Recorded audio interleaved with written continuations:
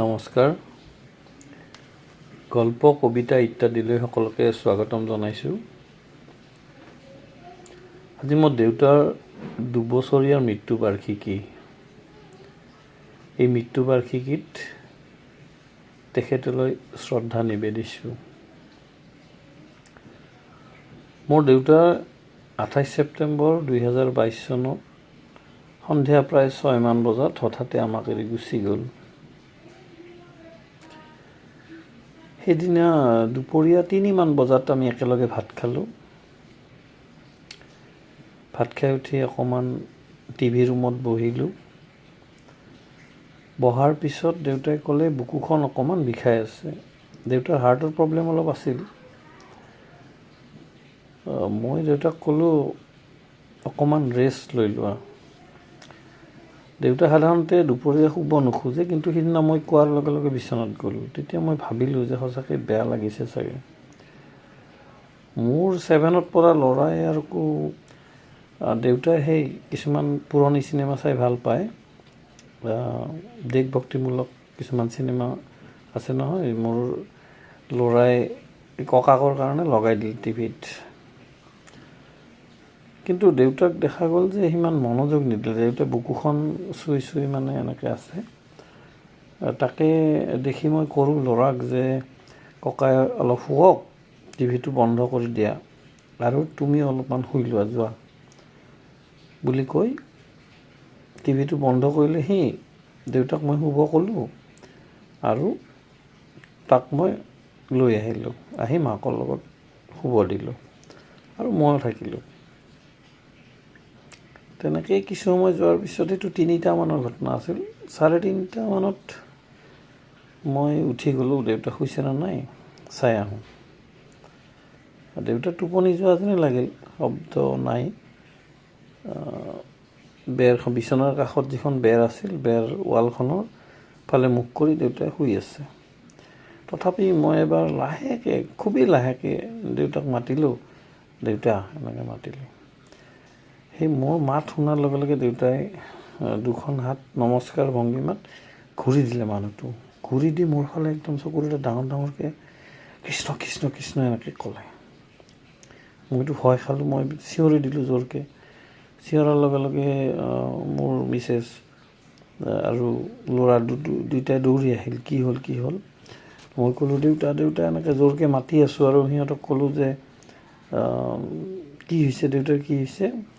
দেউতাই মানে গেওকৈ উগাৰ মাৰিলে 2টামান। তেতিয়া মই গম পালোঁ দেউতাৰ খুব গেছ হৈছে। গেছটো ঊৰ্ধ্বমুখী হ'লে এনেকুৱা হয়।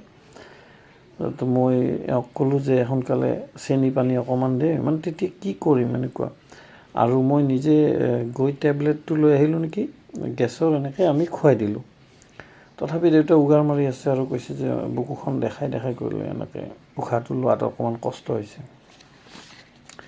তেতিয়া মই দেউতাক ক'লোঁ দেউতা ভয় খাব নালাগে। মই প্ৰেছাৰটো চালোঁ, প্ৰেছাৰটো ঠিকে আছে।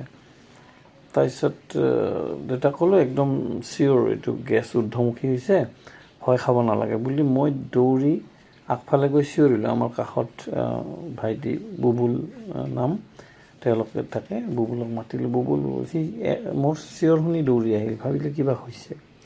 আহি মই ক'লোঁ দেউতা এনেকৈ চিৰিয়াছ, ব'ল নাৰ্ছিং হোমত যাওঁ।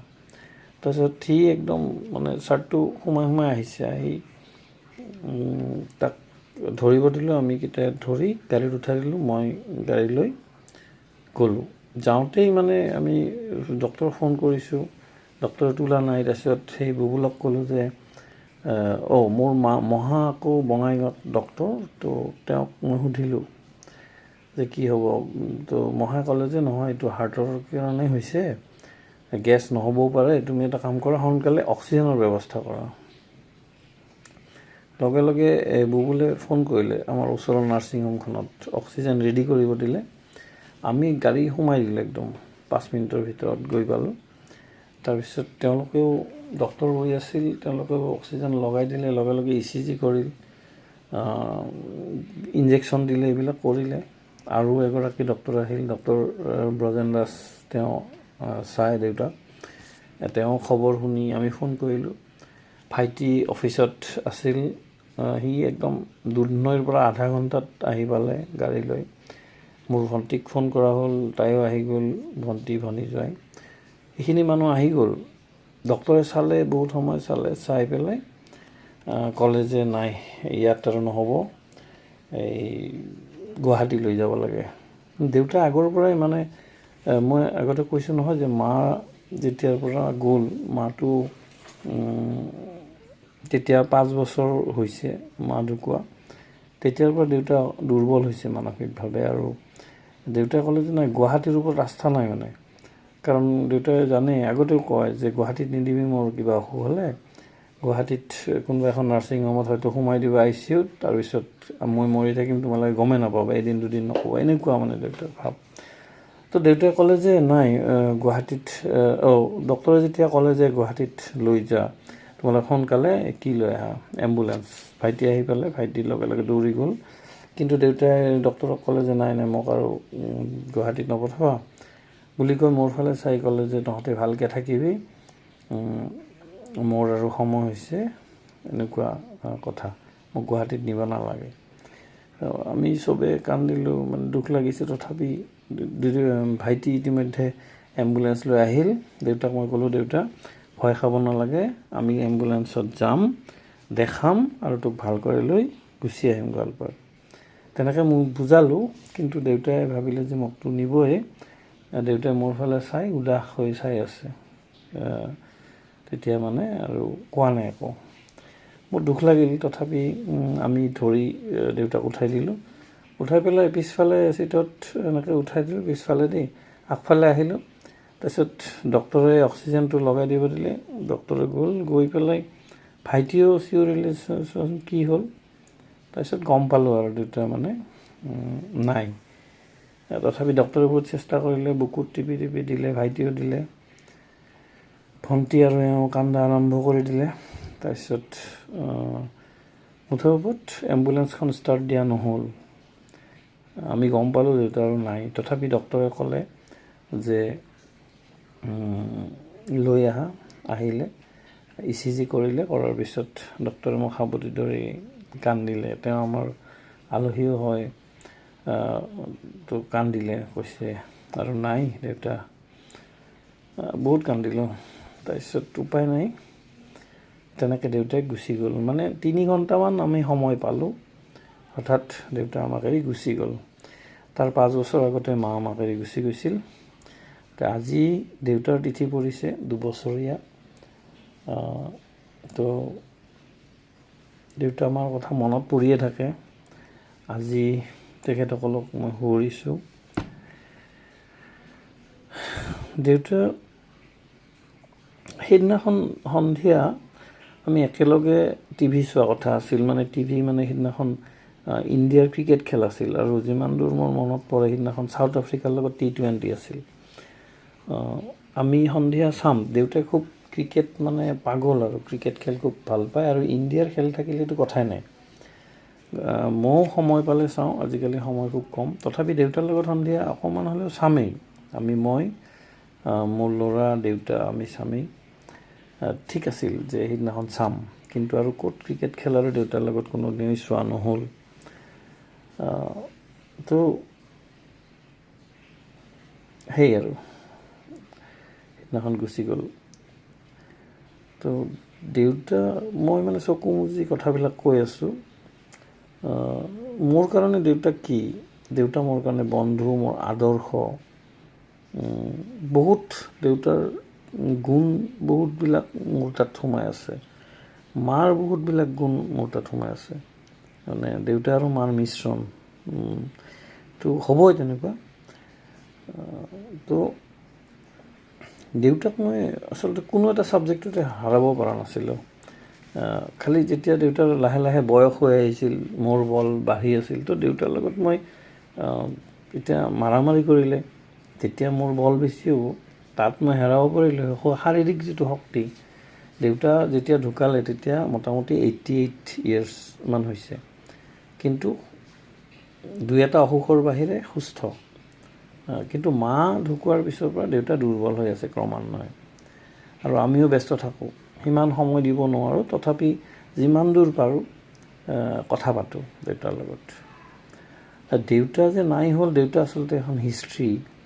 কিমান যে দেউতাৰ জন্ম হৈছিল 1934, 3 মাৰ্চ 1934। গতিকে স্বাধীনতাৰ আগৰ পৰা বহুত বহুত গল্প, কেনেকৈ স্বাধীনতাৰ সময়ত দেউতাহঁতে কেনেকৈ ট্ৰাকত উঠি গৈছিল, একো নাজানে ঘৰৰ পৰা, এই যাব লাগে ট্ৰাকত উঠি গৈছিল, সৰু সৰু আছিল। তো তেনেকুৱা। তাৰ পৰা দেউতাহঁতে এইবাৰ দেউতাই কি কৰিছিল, আমাক এদিন কিবা কথাত মাছ কিমান ডাঙৰ আছিল, এভেইলেবল আছিল, তেতিয়া কৈছিল যে মই নিজে মানে কিমান 63 কেজি নে 56 কেজি মাছ মৰা বুলি কৈছিল। আমি হাঁহিছিলোঁ। আচলতে আমি তেতিয়া ভাবেই নহয়, এতিয়া 2 কেজি 3 কেজিৰ মাছে আমি বজাৰত দেখা নাপাওঁ। দেউতা যেতিয়া কৈছিল যে মই নিজে নাৱত গৈ 63 কেজি নে 56 কেজি মাছ মাৰিছিলোঁ, আমি চবেই ডাইনিং টেবুলত বহি হাঁহি দিছিলোঁ। ইমান ডাঙৰ মাছ থাকে নেকি, এনেকুৱা টাইপৰ। দেউতাই কৈছিল কি যে মই তেতিয়া ইমানটো আৰু জোখা নাই, কিন্তু মোক কৈছিল ৰাইজে যে 56 কেজি মাছ। কিন্তু ঘটনা হৈছে কি, দেউতাই এইটো খাটাং যে যিমান গাঁৱত মানুহ আছিল, 21 ঘৰমান মানুহ আছিল নেকি, কিবা এটা কৈছিল, মোৰ ঠিক এতিয়া মনত নাই। সেই গোটেই গাঁৱত ভগাই দিছিল। তাৰমানে দেউতাই যেতিয়া মাছটো মাৰি আনিছে, তেতিয়া ককাই মানে দেউতা আৰু যিবিলাক আছিল আৰু খুৰা এনেকুৱা, তেওঁলোকে মাছটো কাটি প্ৰত্যেক ঘৰ মানুহক বিলাই দিছে। আৰু তেতিয়াতো চবে খায় ন, মাছটো চবে খায়। তো 1 কেজি নিশ্চয় নহয়, 2 কেজিমানকৈ ভগাই দিছে। তো 21 ঘৰক যদি দিয়ে 2 কেজিকৈ, তো 42 কেজিটো হৈয়ে গ'ল। মুঠৰ ওপৰত বহুত ডাঙৰ মাছ মাৰিছিলে এবাৰ দেউতাই। তো এইবিলাক মানে সাধু কথা হৈ গৈছে আমাৰ কাৰণে, কিন্তু সঁচাও হ'ব পাৰে। যেনে 1 টকাত কিবা বহুতকেইটা কণী, 50টা নে কি, 1 টকাত 20টা কণী কিনিছিল, মুৰ্গীৰ কণী, তেনেকুৱা। তো দেউতাৰ পৰা খুব গল্প শুনিছিলোঁ। মানে গল্প মানে আমাৰ কাৰণে গল্প, কিন্তু দেউতাই মানে সঁচা বাস্তৱ কথাটো কৈছিল, তেতিয়া কি হৈছিল, কেনেকুৱা আছিল। আৰু তেতিয়াতো গল্প হিচাপে শুনিছিলোঁ, দুখৰা এতিয়া মনত পৰে। কিন্তু বেয়া লাগে কি, সেইবিলাক আচলতে হিষ্ট্ৰী আছিল, গোৱালপাৰাৰ বিশেষকৈ হিষ্ট্ৰী। বা বিভিন্ন জেগাত দেউতাইতো মানে ভাৰতৰ বিশেষকৈ জাগা নাই, চবতে গৈছে আৰু তাৰে কথাবিলাক কৈছিল। ভ্ৰমণ কৰি আহি সেই গল্পবিলাক দেউতা শুনিছিলোঁ। দেউতাহঁতে আমাকো সৰুৰ পৰাই বিভিন্ন জেগাত লৈ গৈছে।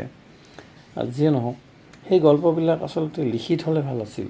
গোৱালপাৰাৰ বহুত হিষ্ট্ৰী দেউতাৰ লগত নোহোৱা হৈ গ'ল, কোনেও নাজানে। মই এদিন যেতিয়া দেউতাৰ অকণমান অসুখ হৈ আছে, মা ঢুকোৱাৰ পিছত, মই 2 এদিন দেউতাক সুধিছিলোঁ যে অফিচত কাম কৰা দিনৰ কথা, কেনেকৈ চাকৰি আহিল, চাকৰি পালে, গোৱালপাৰাখন সেইখিনি সময়ত কেনেকুৱা আছিল, এই ধৰণৰ কথা কিছুমান সুধিছিলোঁ। আৰু যেতিয়া এদিন কি হ'ল, দেউতাক মই ডায়েৰী কলম লৈ কিবাকিবি টুকি যাম, লিখি যাম। দেউতাক মই সুধিলোঁ, দেউতা অমুক কওকচোন, কি হৈছিল, কিবা এটা বিষয় সুধিছিলোঁ। এই গোৱালপাৰা কলেজখন কেনেকুৱা, ক'ৰ পৰা কেনেকৈ আহিল, হয়তো সেইটো সুধিছিলোঁ, মোৰ যিমান দূৰ মনত পৰে। তো দেউতাই খুব ভাল পালে যে আমি যে সময় দিলে ভাল পায় তেতিয়া। দেউতাই ক'লে যে অমুক এনেকৈ আৰম্ভ কৰিলে। 5 মিনিটমান কোৱাৰ পিছত দেউতাই ক'লে, আচ্ছা তই কিয় লৈছ এই কি কাগজ কলম লৈ লিখি আছ যে কিয়? মানে দেউতাৰ মুখখন চাই গম পালোঁ যে আচ্ছা মই নাথাকিম, তোমালোকে টুকি লৈছা, এনেকুৱা যেন মোৰ ভাৱ হ'ল। তাৰমানে মোৰ মৰিম বুলি ভাবিছ নেকি, এনেকুৱা দেউতাৰ ভাৱটো। তেতিয়া মই দেউতাৰ লগে লগে মই থৈ দিলোঁ। মই কৈছোঁ নহয়, মই কিবা এটা লিখি আছোঁ, ঠিক আছে কচোন বুলি কৈ মই আৰু সেইদিনা নিলিখিলোঁ। তাৰমানে সেইকাৰণেও দেউতাৰ কথাবিলাক মই শুনিয়ে থাকিলোঁ, গল্প হিচাপে থাকি গ'ল। মোৰ যিখিনি ডোখৰকৈ মনত আছে, কিন্তু একদম চন তাৰিখ লৈ যিবিলাক গল্প, যিবিলাক কথা কৈছিল, সেই কথাবিলাক মোৰ লিখা নহ'ল। এতিয়া মই আফচোচ কৰোঁ।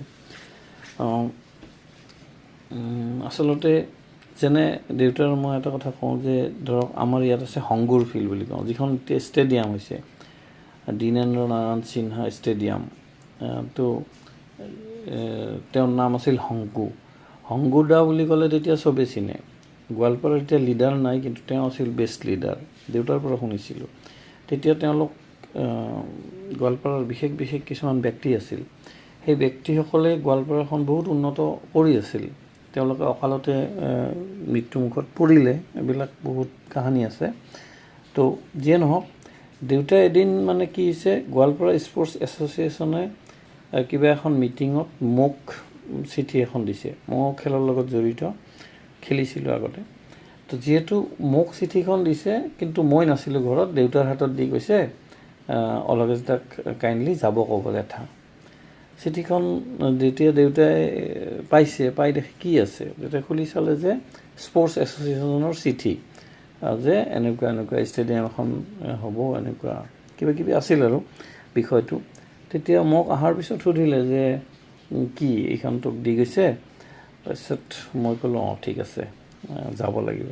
দেউতাই ক'লে, হাঁহি ক'লে যে মোকতো কোনেও চিনি নাপায়, ইয়াত অকল মনমোহন দাই চিনি পাইছিল। তাৰমানে গোৱালপাৰাৰ এগৰাকী আকৌ ভাল মানুহ, দেউতাতকৈ বয়সীয়া, তেওঁ ঢুকালে, মনমোহন দাস তেখেত ঢুকালে। তো দেউতাই আফচোচ কৰি গৈছিল যে অকল মনমোহন দাহে জানিছিল কথাবিলাক। তো মনমোহন দাস ঢুকোৱাৰ পিছত তেতিয়ালৈকে কিন্তু মোক চিঠি দিছিল। এতিয়া আৰু মানুহবিলাকে চিনি নাপায়, সৰু ল'ৰাবিলাকে চিনি নাপায়। তহঁতে মোক কৈছে, তাৰমানে যিখন ষ্টেডিয়াম সংগুৰ ফিল্ড, আমি যেতিয়া তাত খেলিছিলোঁ, বেলেগ বেলেগ কলেজ ফিল্ড বা বেলেগ হাইস্কুল ফিল্ড, সেইবিলাকত কি হয়, আমি যেতিয়া ক্ৰিকেট খেলিছিলোঁ, বৰষুণ পৰিলে তাৰমানে আৰু কি হৈ যায়, ফিল্ডখন নষ্ট হৈ যায়। কিন্তু এই সংগুৰ ফিল্ডখন, মানে যিখন ষ্টেডিয়াম হৈছে, সেই ফিল্ডখন কিন্তু মানে দেউতা কৈছিল যে দুৰাপিঠীয়া, মানে কাচৰ পিঠিখন আছে সেনেকুৱা, ওপৰখিনি অকণমান ওখ আৰু দুইফালে চাৰিওফালে মানে অলপমান এঢলীয়া। সেইকাৰণে পানীটো পৰিলে পানীটো নামি যায়। তো দেউতাই কৈছিল যে সেইদিনাখন কৈছিল যে এই যে আইডিয়াটো এইটো কাৰ আছিল আৰু কোনে বনাইছিল এইটো।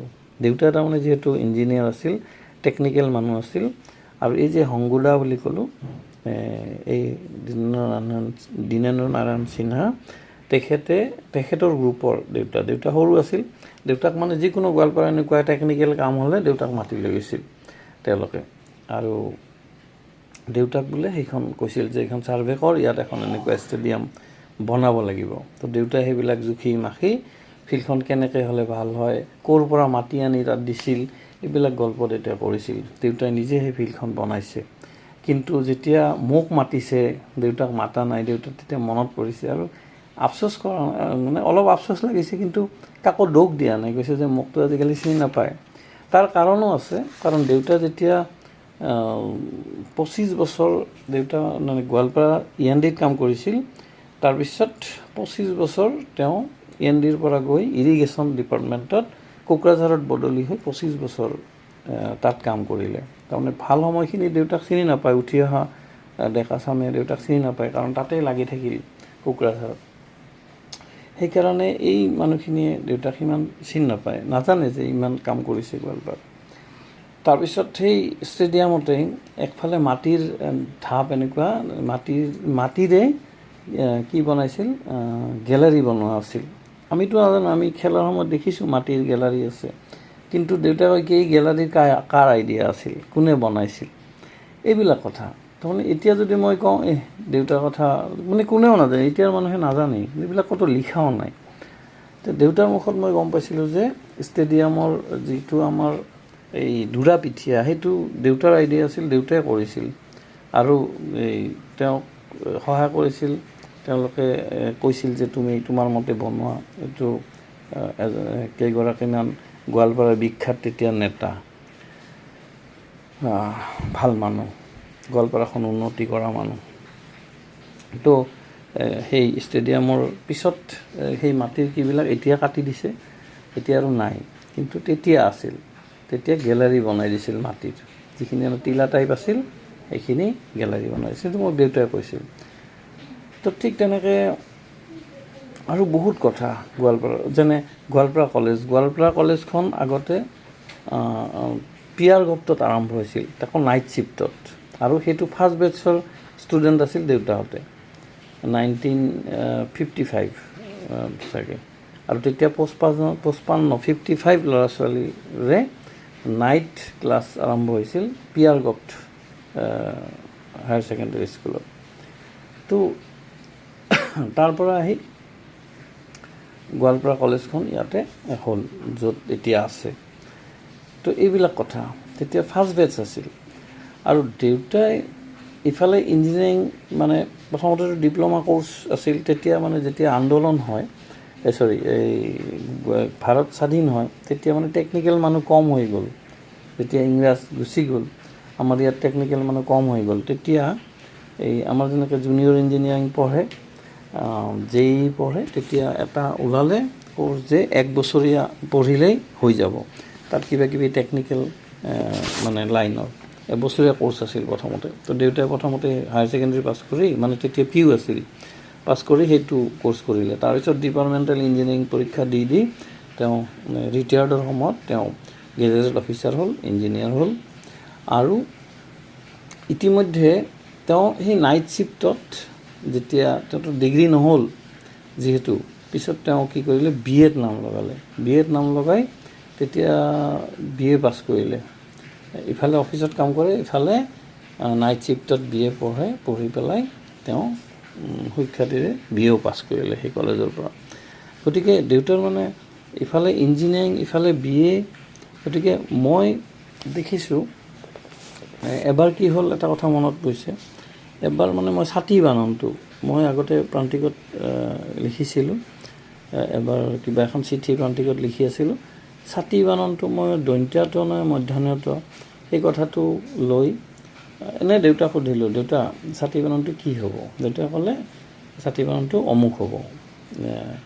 তো মই ক'লোঁ যে নহয়, দেউতাই যিটো ক'লে মানে, এতিয়াতো মই আৰু পাহৰিলোঁ ছাতি বানানটো। 1 ছেকেণ্ড, দেউতাক মই সুধিলোঁ, এতিয়া দেউতাই ক'লে যে অমুক হ'ব, এইটো ত হ'ব। মই ক'লোঁ নহয়। তাৰপিছত অভিধান চালোঁ যে দেউতাই কোৱাটোৱে হয় ছাতি বানানটো। তেতিয়া মোৰ ভাবিলোঁ যে হাৰে, দেউতাই কেনেকৈ ক'লে। তাৰপিছত দেউতাক ক'লোঁ, ঠিক আছে, আমি 10টা বানান লিখোঁ, মই 10টা বানান ক'ম, তই লিখিবি, আৰু তই 10টা ক'বি, মই লিখিম। তাৰমানে দেউতাক, কিন্তু আমি গোৱালপাৰীয়া মানুহ, তো দেউতা হ'লেও আমি তই কৈছিলোঁ, আপুনি নকওঁ। তো দেউতাই ক'লে ঠিক আছে। তো আমি কি কৰিলোঁ, মই 10টা বানান লিখিব দিলোঁ দেউতাক, কিবা কিবি। দেউতাই লিখিলে, দেউতাই মোক 10টা বানান লিখিব দিলে, মই লিখিলোঁ। তাৰপিছত অভিধান খুলি মিলাই চালোঁ। মিলাই চাই দেখোঁ যে দেউতাৰ 10টা বানানে শুদ্ধ, আৰু মোৰ 9টা বানান শুদ্ধ হৈছে। তো সেইদিনাখনো মই দেউতাৰ লগত হাৰিলোঁ। মই ভাবিছিলোঁ মই লিখা মেলা কৰোঁ, কিতাপ পঢ়োঁ, দেউতাতকৈ অন্তত বানানত মই জিকিম। কিন্তু দেখিলোঁ যে দেউতাৰহে বানান শুদ্ধ, অসমীয়া বানান। ইংৰাজীটো জানেই দেউতা মোতকৈ বেছি, অফিচিয়েল কামটো জানেই। তো সিদিনাখন মই হাৰি গ'লোঁ অসমীয়াটো। তেতিয়া মই দেউতাক সুধিছিলোঁ যে কেনেকৈ এইবিলাক বিলাক প্ৰথম ছ, দ্বিতীয় ছ। দেউতাই ক'লে তহঁতৰ সেইবিলাক প্ৰথম ছ, দ্বিতীয় ছ থৈ দে, আমি উচ্চাৰণতে গম পাই যাওঁ। ছ, প্ৰথম ছটোক অলপ কোমল ক'ব লাগিব, দ্বিতীয় ছটোক অলপ গোটাভাৱে ক'ব লাগিব। মধ্যাহ্নত, দন্ত্যাত নকয় দেউতাহঁতে। তেতিয়া দেউতাক মই সুধিলোঁ কিয়? এইটো মই এই বিষয়ে অৱশ্যে প্ৰান্তিকতো পিছত চিঠি লিখিছিলোঁ। তেতিয়া দেউতাই কৈছে, নহয়, আমাক বেংগলী টিচাৰে পঢ়াইছিল, গতিকে ছ, হ, ত এইবিলাক মানে উচ্চাৰণতে আমি বুজি পাওঁ, কোনটো তহঁতৰ মধ্যাহ্নত, দন্ত্যাত এইবিলাক হ'ব, প্ৰথম ছ, দ্বিতীয় ছ, সেইবিলাক আমি নাজানো। আমি এনেই উচ্চাৰণতে বানানবিলাক শুদ্ধকৈ উচ্চাৰণ কৰিলে শুদ্ধকৈ লিখিব পাৰোঁ। তো এনেকুৱা ধৰণৰ অজস্ৰ মানে গল্প আছে দেউতাৰ লগত, কিন্তু লিখি থোৱা নহ'ল। গোৱালপাৰাৰ হিষ্ট্ৰী বহুত থাকি গ'ল। মোৰ আজি দেউতাক খুব মনত পৰিছে। যি মনত আহি আছে কৈ আছোঁ, আপোনালোকে বিৰক্ত নহ'ব কাইণ্ডলি। এতিয়া মই ভিডিঅ'টো 1 ছেকেণ্ড চাই লওঁ। 25 মিনিট হ'ল, গতিকে মই আৰু দীঘল নকৰোঁ। আজি দেউতাৰ 2 বছৰীয়া মৃত্যু তিথিত তেখেতক বহুত মনত পৰিছে, শ্ৰদ্ধা যাচিছোঁ। ভগৱানে য'ত ৰাখিছে তেওঁক ভালে ৰাখক। বহুত বহুত মনত পৰিছে আৰু বহুত কথা আছিল, কেতিয়াবা কম। মাৰ যেনেকৈ এবছৰীয়া মৃত্যুতিথিত আমি এখন স্মৰণিকা ওলাইছিলোঁ, দেউতাৰো এবছৰীয়া মৃত্যুতিথিত আমি এখন স্মৰণিকা ওলাব খুজিছিলোঁ। দেউতাৰ বহুত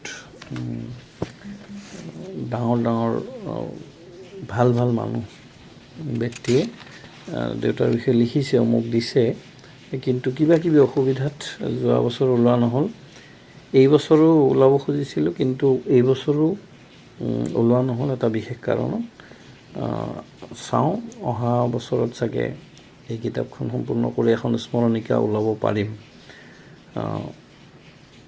তাত যিমান পাৰোঁ গোটেইখিনি কথা দেউতাৰ মই লিখিম, আৰু আনৰ যিখিনি লিখা আছে ইতিমধ্যে মোৰ হাতত পৰিছে। তেখেতসকলেও ধুনীয়া ধুনীয়া কথা লিখিছে, দেউতাৰ অভিজ্ঞতা লিখিছে, দেউতাৰ লগত তেওঁলোকৰ সম্পৰ্ক কেনেধৰণৰ। আজি আৰু বিশেষ নকওঁ, ধন্যবাদ, বহুত ধন্যবাদ। আপোনালোকে ধৈৰ্য ধৰি শুনাৰ কাৰণে বহুত ধন্যবাদ।